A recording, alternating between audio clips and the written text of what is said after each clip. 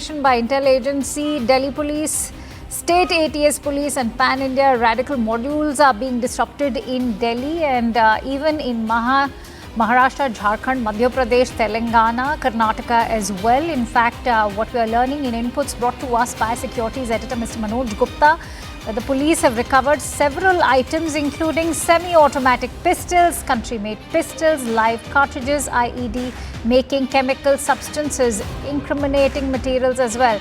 The threat emanating from ISIS has in fact been thwarted, and CNN News 18 mega exclusive in fact highlights the new terror trends that are alarming as modules are carefully working to escape agencies. Agencies are worried that this trend, because of the emergence of clandestine micro factories, is seen as a shift from the threat from border-based smuggling to domestic low signature production.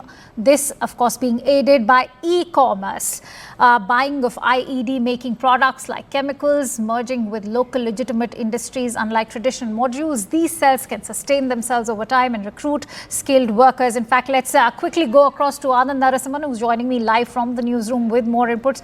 Anand, when we are talking about this shift from border to like domestic means being used, particularly e-commerce, do share with us what's come to the forefront. Good afternoon, Akanksha, and good afternoon to our viewers. And this is with the recent arrest, detention of 10 people, of which 5 have been formally arrested, which is a pan-India terror module. They were making improvised explosive devices and they had actually recce'd multiple locations where they wanted to detonate these devices. The arrest happened in Delhi at a time when they had come to collect or source certain material that would help and aid in their plans. Interestingly, though, they seem to be ISIS inspired and working with a handler over from abroad and also certain kind of Al-Qaeda influences there. But this seems to be a totally locally developed module which is operating in isolation. And they are using e-commerce platforms to try and source material which they are going to then use to try and build these improvised explosive devices. They are also procuring and in fact wanting to set up lathe machines so that they could make their own weapons. So they are using the internet, they are using e-commerce platforms to source these material individually and then put them all together.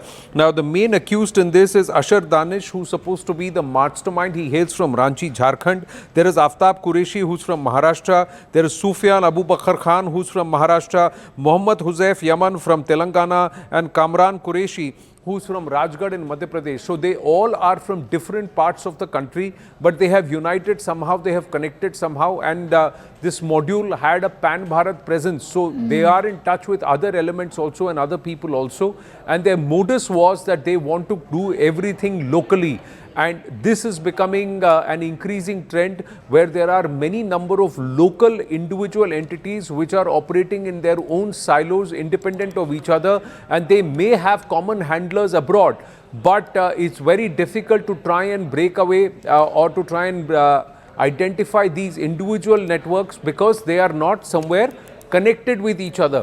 And that's why, and since they operate in silos, one does not know how many such sleeper cells, how many such entities locally who have been radicalized, brainwashed, and who are organizing themselves within the nooks and corners spread across the country. It's very difficult to identify.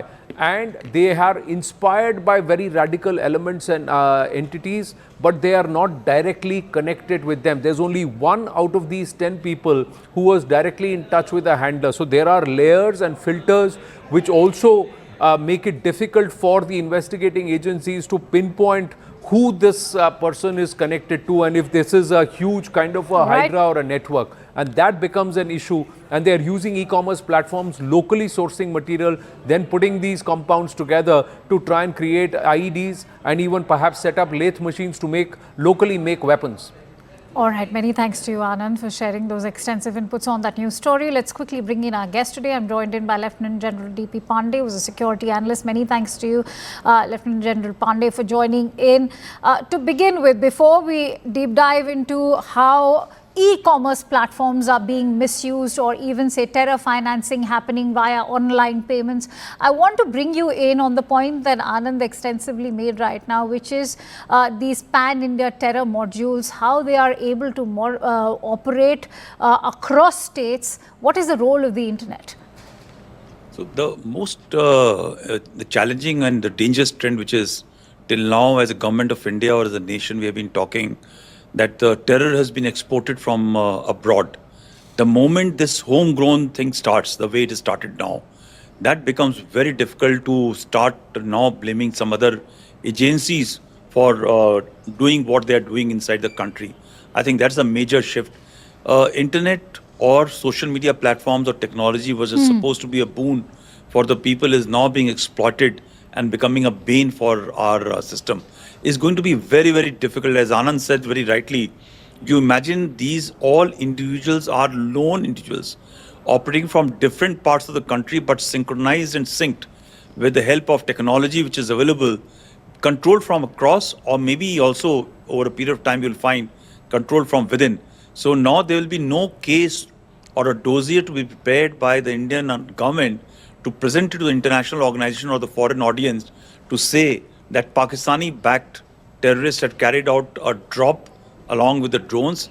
But here is a case that you'll find IDs, manufacturing of or making of weapons, pistols, AKs, or semi-automatics, which will happen from within the country itself. It is going to be a major security challenge. And I think it's going to be very difficult also for the security agencies. My compliments to the team which has been able to actually crack this case. There are a number of such sleeper cells which will be operating across the country. We need to be really vigilant about it. So when you're talking about greater vigilance for these sleeper cells, Lieutenant General Pandey, the challenge ahead for security agencies is also to crack down on these kind of e-commerce platforms. How does one crack down, say, on an international e-commerce platform like Amazon, which are openly selling aluminium powder, which is a key element when you look at the makings of IEDs?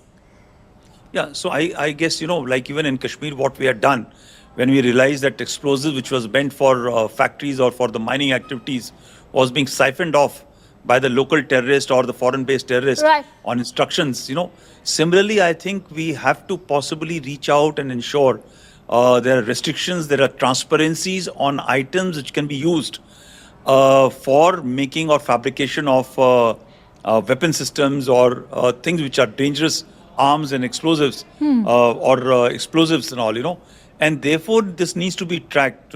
Possibly, this whole concept, and mind you, it's not going to be done only in India. True. It's already being done in countries like China or America. They have a system of which is transparent in which these monitorings, and today with technology, while it is bane, we surely can use technology to ensure that why a particular item which is being sourced by a linkages beyond, we can use AI systems to ensure that we can find why is it being sourced, where is it going, and for what purpose is going to be utilized. I think those norms are possible, but it will be a major international challenge that we'll have to cross over while engaging with these international platforms like Amazon and others.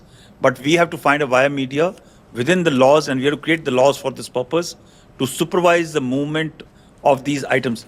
By the way, these items are not being sourced from across. Eventually, Amazon also is picking up these items from some places within the country. And if you are able to actually use the variety of models in terms of even a system of GST supervision is there, you will be able to actually find out where these items are moving from one place to another and what purpose can that be done. Is this quantity which is required by an agency is being utilized for a purpose, or some portion is being siphoned off. So in this clear case, there were 5 different individuals wherein this item was being closed onto one place, and therefore they were able to find out. It will be much more difficult as the time goes out. So, Lieutenant General Pandey, interestingly, in June this year itself, FATF had arrived upon a report where they had clearly referred to the attack on the Gorakhnath temple in 2022 and the Pulwama attack in 2019, where they've in fact, all research that's been done, all the due diligence that's been done in terms of investigation has clearly highlighted 2 aspects. Of course, the role of e-commerce platforms, which we've just discussed, but at the same time, it's also the VPNs, the online payments. How does one crack down on, say, aspects of VPNs and online payments? So this is where, our judiciary and our law enforcing agencies have to really come about to find via media, because this whole privacy thing, the moment this wall of privacy comes out, because when you start to monitor all the transactions which are taking place and where is it originating and where is it ending, on whose directions which is coming, then it becomes a big issue. But I think the law enforcement agencies really need to, this VPS-based communication which is happening, conversations which are happening, radical thoughts being propagated, this virus of religious radicalization which is being perpetuated all over the world and especially into our country through the VPS is so anonymous to actually find and track down where it is coming from. There are tech solutions on this, right?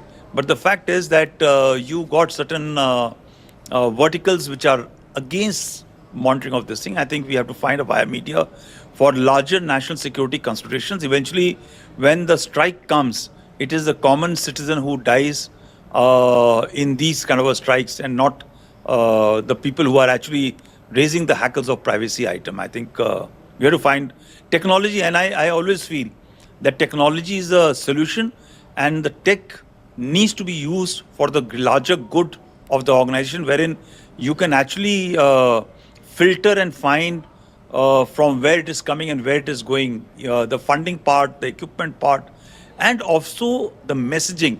When you track down, you will be able to find out where it is going, and yes, you have to be vigilant because these VPN numbers can be very, very quickly changed. Our agencies need to have those systems to be able to track. But domestic agencies have always maintained that we cannot do anything till there's an international crackdown. So, which is why it stumps me rather that, say, international global bodies, watchdogs like FATF, why aren't they able to sort of crack down on international money laundering, which is also being done through these VPNs and through global online e-commerce platforms as well? So, FATF, frankly, it doesn't run on behest of our country, which is a target of terror. True. Right? They are controlled, managed by those countries where they ensure the data which they require, they get it in time and they are able to calibrate and manage it. Unfortunately, we don't have that kind of an influence with FATF to get those data for us, because straight away, as I told you, those verticals which come as a barrier for our engagement and getting those data becomes restrictive for us, because suddenly you'll find human rights organizations coming in, privacy aspect coming on all this. I think it requires a whole of nation effort in terms of engaging with these international organizations. It's interesting you highlight that. Is there also a bias involved? Because if there is an ISIL module in India which is being busted, should that not be a concern to them, given that if the same ISIL module was busted in Europe, there'd be a speedy action? It doesn't concern them. When people from the other part of the countries die because of this, it can be very quickly brought to the doorstep of the same country by saying there are fault lines which are there. Oh, by the way, when it is happening into our country, it is a security measure we have taken. So there are two different spectrum which is under play right now. Till the time we don't become powerful enough, or we have our own mechanisms like FATF to be actually, you see, which are the countries that are affected. The global south is very, very severely affected by terror system. Even the Chinese are affected. So why should the alternate measures, which are not actually technically West-driven, should be raised? I think it's a point. This is what I was trying to say as a whole of nation effort. It is not only the law agencies, law and order agencies, security agencies. We have to work. Our diplomatic community has to actually work together to find alternate systems in place. And then, of course, you require the technology to actually come into play in a bigger manner, so that all these things which are being monitored by FATF, they can do it, because all these tech bases, which are internet bases, are sourced, are located in the Western countries and Western powers. They are not sourced here, or they're not located based here. The way the Chinese have gone about creating their own internet and internet structures, I think it's high time that we need to go out to the world and say that we need one of ours because you aren't assisting us enough. Lieutenant General Right. Pandey, my last question is about how one is raising these funds for terror financing when it comes to human trafficking, trafficking of smuggling of goods, even drugs. How does one crack down on this basic source, which also includes various wildlife articles, virtual assets and donations, crowdfundings, which are being used through shell entities? Yeah, so I think, look, let me not go that far, but here is a case of a couple of crores being earned by Pakistanis in this Asia Cup match, which is happening, which we are so sure is going to be pushed into this entire system. I'm glad you The amount mentioned of, that. yeah, this is unfortunate that our government has not been able to realize, while I'm trying to support the government decision of being silent on it. But the fact of the matter remains that when you aren't doing trade with this country, why are you allowing a private entity to allow? It is equivalent of a trade. It is not a international organization like Olympics or World Cup and stuff like thing happening in a multilateral environment. It is a total private-driven game. Even if you're going to lose Asia Cup, so be it. You don't at least play that India-Pakistan match so that the money which comes out of this entire thing gets funded back to kill your own civilians and the soldiers. So this is one point. The second point about Hawala money, in spite of, let me be absolutely upfront and candid, that in spite of demonetization which happened some time back, we have started seeing movement of black money now again taking place in a big manner.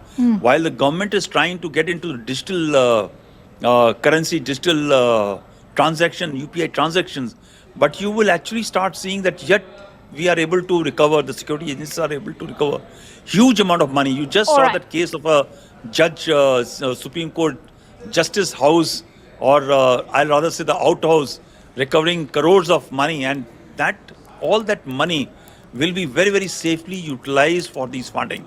They also have a system of funds which are still continuing to come from abroad, and I think it's important for using, again, technology is the only way to go forward. I think the number of personnel available with our law and order machinery is inadequate. They need to be supported by technology. Absolutely. If And technology of course, is the being judicial misused, system. it can perhaps also be put to good use. We'll have to leave it at that because I'm getting in some breaking inputs. Many thanks to you, Lieutenant General Pandey. Pleasure.